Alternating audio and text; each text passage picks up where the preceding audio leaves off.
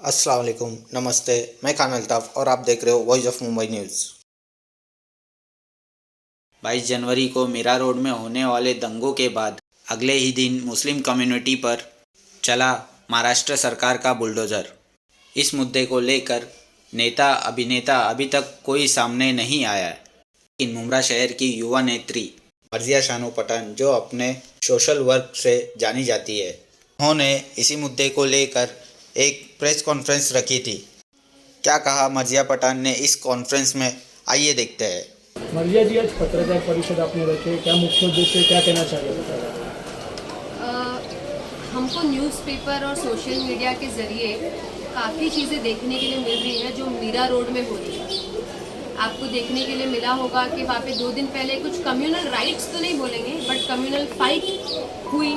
उसके बाद कल वहाँ पर बुलडोज़र कार्रवाई की गई दुकानों पर, घरों पर, ये बोलकर कि वो इलीगल है। कोई प्रायर नोटिस ना देते हुए, क्योंकि देनी चाहिए, आप किसी भी जगह पे बुलडोज़र चला रहे हो, बिना प्रायर नोटिस दिए हुए वहाँ पे बुलडोज़र की कार्रवाई की गई। तो मेरा मैंने इसलिए रखा है कि मैं जानना चाहती हूँ कि क्या ये सरकार, जो कि एक अभी ठीक है, चलो वहाँ पे जो कम्युनल फाइट हुई, आपने उसके बदले में ये किया है। आप कह रहे हो कि हम लोग इलीगल चीज़ों को तोड़ रहे थे और इलीगल चीज़ों पे कार्रवाई, तो ऐसे तो बहुत सारी चीज़ें इलीगल की जा रही है और हो रही है। अगर हम लॉ इलीगल कोई देखने के लिए जाएंगे और क्या गलत हो रहा है, क्या सही हो रहा है, अगर उसको देखने के लिए जाएंगे तो बहुत सारी चीज़ें गलत हो रही है। क्या उस पर ओवरनाइट कार्रवाई की जा रही है? क्या ऐसे तो नहीं? उसका जवाब तो सीधा सीधा नहीं ही है। तो वहाँ पे जो कम्युनल फाइट हुई, गाड़ी तोड़ी गई या जो भी, मैं उसको जस्टिफाई नहीं कर रही। ऑफकोर्स उस पर जांच पड़ताल कर जब जांच पड़ताल के लिए डिपार्टमेंट को इतना टाइम लगता है, सालों साल लग जाते हैं जांच पड़ताल होने के लिए भाई, बड़े बड़े मैटर्स में। तो ये मैटर में जांच पड़ताल करके वो ऑफकोर्स एक्शन ले, किसने किया है, क्या किया है, किसने तोड़ा है, जांच पड़ताल करके लॉ के अबाइडेंस में भी चीज़ें हो सकती है। उसका जवाब ऐसे देना कि हम बुलडोज़र चला देंगे, आप चला देंगे बोला भी नहीं, या चला दी आपने, बुलडोज़र चला दी, लोगों के रोज़गार पर बात आ गई, उनके घरों पर बुलडोज़र चलाना, तो ये कहाँ का लॉ है या ये कहाँ का इंसाफ है? ये कहाँ का एक तरीका है? इसको तो डिक्टेटरशिप बोली जाएंगी ना, कि आप कुछ करेंगे हम फट से ऐसा एक्शन ले लेंगे विदाउट लॉ के अबाइडेंस में। कि कोई तरतीब होती है भाई, कोई तरीका होता है किसी भी चीज़ पे एक्शन या करने का। पहले आप उकसाओगे, उकसाने के बाद अब पूरा देश तो इतना सद्बुद्ध में नहीं रहता और इतना पेशेंस में नहीं रहता है कि वो रिएक्ट ना करे। रिएक्ट कर दिए उन्होंने, उनकी गलती, रिएक्ट किए उन्होंने aggressively, which is wrong. But Mahatma Gandhi ji का ये कहना है ना कि आग के बदले आग देंगे तो पूरी दुनिया अंधी हो जाएगी। तो आप एक तरीके से लॉ के अबाइडेंस में रहकर भी किसी भी चीज़ पे कार्रवाई कर सकते हैं। आप दीजिए ना उनको पनिशमेंट।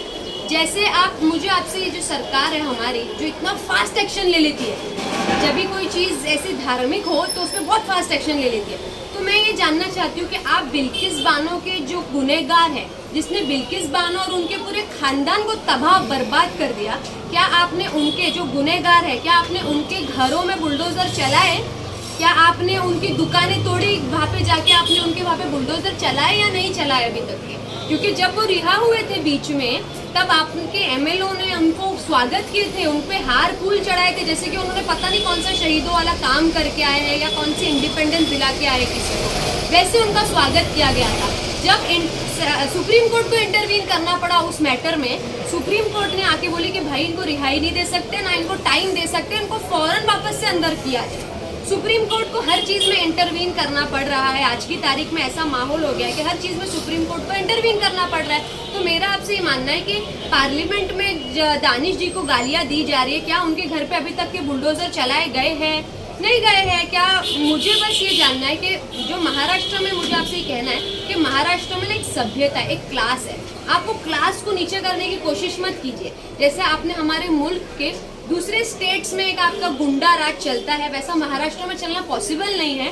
तो आप उसको एनकरेज भी मत कीजिए, क्योंकि महाराष्ट्र में लोग बहुत सभ्यता से रहते हैं, बहुत क्लास से रहते हैं, बहुत डिग्निटी से रहते हैं, पढ़े लिखे एकदम एक उनके वर्किंग क्लास लोग रहते हैं, अपना काम करते हैं और अपना मिलजुल के सब लोग रहते हैं बहुत अच्छे से। तो महाराष्ट्र की सभ्यता को आप कमज़ोर करने की कोशिश मत कीजिए, वरना इसका बहुत ज़्यादा आउटरीच निकल सकता है। हम ये चाहते हैं कि आप जो वहाँ पर जो माहौल चल रहा है उसको कंट्रोल में लाइए, पुलिस के जरिए कंट्रोल में लाइए, नहीं तो ऐसे ही आप डिक्टेटरशिप करते रहेंगे। जोर ज़बरदस्ती वाले मामला का आप जो बुलडोज़र सरकार आपकी जो है जो चल रही है, अगर आप ये चीज़ें करते रहेंगे तो हम इस चीज़ पे निषेध अपना ज़रूर जाहिर करेंगे। और हम चाहते हैं कि महाराष्ट्र के लोग, मुमरा कौसा के लोग इस पे अपना निषेध जाहिर करें, क्योंकि ये गुंडा राज तो नहीं चल सकता है महाराष्ट्र में। आपका कहने का मतलब है कि जैसे उत्तर प्रदेश में ये योगी आदित्यनाथ हैं और किसी भी तरह का कोई भी मसला जो धार्मिक होता है तो वो सबसे पहले उनके पास एक बुलडोजर रखा रहता है, बुलडोजर को लेकर पहले वो कार्रवाई कर देते हैं, और जो जितनी भी इलीगल चीज़ें हैं उसको छोड़ के उनका धार्मिक मुद्दा उनका ज़्यादा रहता है। वही माहौल यहाँ पर भी होने वाला है। देखिए, मेरा आपसे यही कहना है कि ये एक जो रनिंग गवर्नमेंट है, ये इनका मोटिव ऐसा है कि सबको एक दूसरे से भिड़ा दिया जाए, लड़ा दिया जाए और ये आराम से निकल जाए बीच में से, है ना। तो ये इनका मोटिव है एक दूसरे से कम्युनिटीज़ को भिड़ाना। इसमें कोई भी दोनों में से कम्युनिटी की गलती नहीं होती है। एक वो होता है ना बीच में मतलब एक सिचुएशन क्रिएट कर दी जाती है, खुद से भी माहौल क्रिएट कर दिया जाता है। पता नहीं कि जेन्युइनली वो लोग हो भी कि नहीं जिन्होंने किया है, कि खुद के ही लोग हो आगे। We also don't know that, but वो काम किसका है, वो एग्जामिन करना पुलिस का काम है कि जेन्युइन गूंस है, जेन्युइन लोग हैं कि खुद के स्क्रिप्टेड लोग हैं, बना भेजे हुए खुद के लोग हैं, है ना। एक माहौल क्रिएट करने के लिए कि इलेक्शन के चलते, जो इलेक्शंस आ रहा है उसके चलते आम जनता को निशाना बनाया जा रहा है जी और आपस में लड़ाया जा रहा है। जी, ये तो हमेशा से होती है। ये तो अभी पिछले कुछ सालों से आपको ये देखने के लिए मिल रहा है ना, ये सारी चीजें हो रही है। तो इसी के लिए हम यहाँ पे बैठे कि ये नहीं होनी चाहिए। हर चीज में सुप्रीम कोर्ट, अब ये सब मैटरों में हर चीज में हम सुप्रीम कोर्ट को इंटरवीन क्यों करना पड़ रहा है ना। हमारे स्टेट की अथॉरिटीज भी तो इतनी स्ट्रांग है ना कि वो इस चीज पे एक्शन ले सके।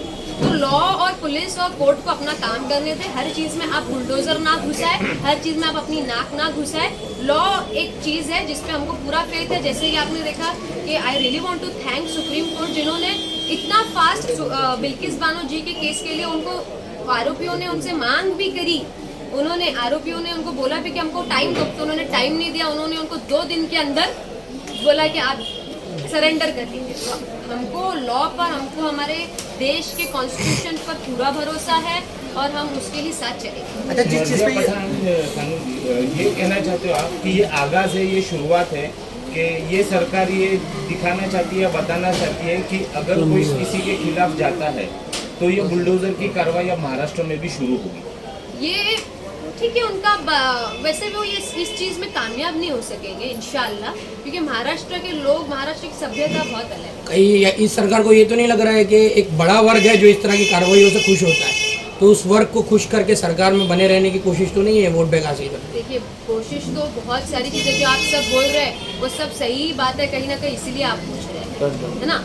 बट हम इसीलिए यहाँ पे बैठे कि ये ना हो और ये हम होने भी नहीं देंगे इंशाल्लाह। हमारे महाराष्ट्र में हमेशा सेफ्टी, सेक्युलरिज्म कायम रहा है और हम उसको कायम रखेंगे। Thank you.